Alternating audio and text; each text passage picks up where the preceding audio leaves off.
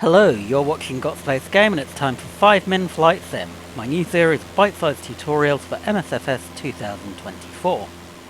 Today I'm in a Cessna 172, showing how to use the G1000 and Autopilot to fly an approach all the way to the ground, even if there isn't an ILS available.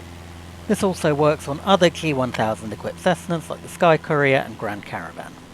This is especially useful in career mode where you want smooth and stable approaches.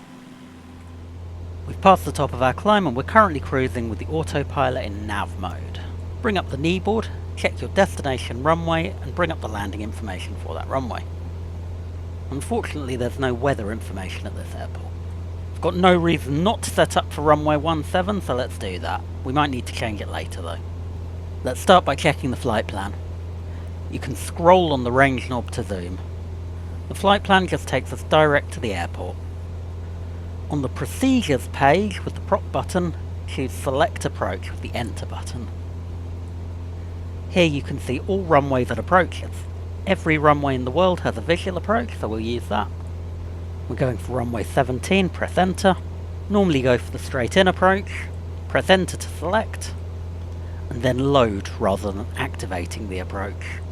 It's a visual approach, so terrain clearance is still our responsibility. These new waypoints are all part of the approach procedure.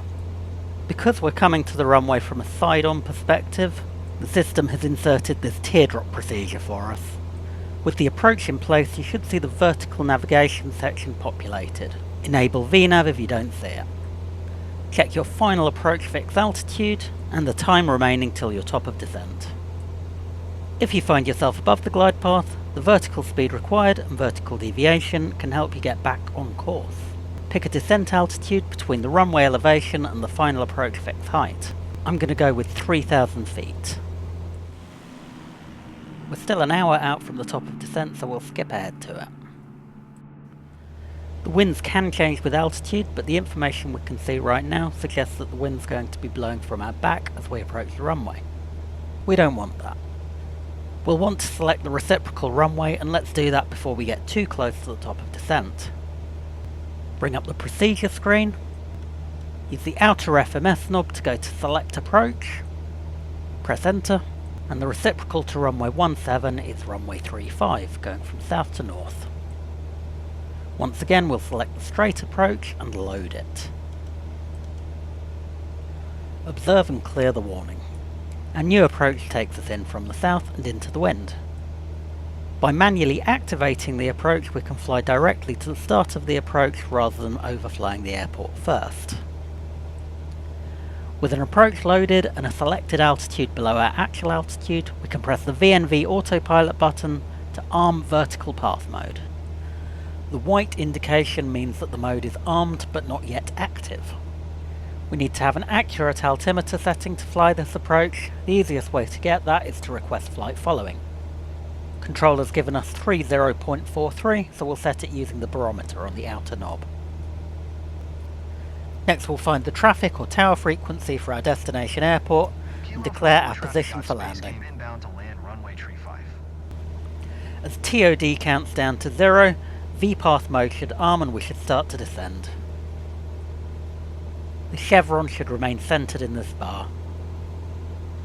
With VNAV active, your VNAV target altitude appears next to your selected altitude. Right now, the autopilot won't take us below these. To get it to bring us all the way down, we need to be in an approach mode. Press the approach button and note the glide path indication. On final, the green diamond will come to the center and you'll be on the glide path. Coming onto the approach, control your airspeed and get your flaps down. We've met the glide path, and now glide path mode has engaged on the autopilot. We're flying a stabilised approach with flaps down and using the throttle to control our airspeed around 50 knots. Good rule of thumb for any aircraft is the lower end of the white section of the speed tape. Kilo 4 traffic got Space Game Golf Sierra Golf 4 9er is on final runway tree 5 to land. Don't forget to call in on final. And I think I'll disengage the autopilot about here. We're going to taxi to parking and see how we score on the mission. By leaning heavily on the autopilot like this, you can see we can get some really good scores. I've been Dan and you've been watching 5-Minute Flight Sim from Got Space Game. Huge thanks to all my Ko-fi supporters, and if you found this useful, please subscribe for more bite-sized MSFS and DCS tutorials.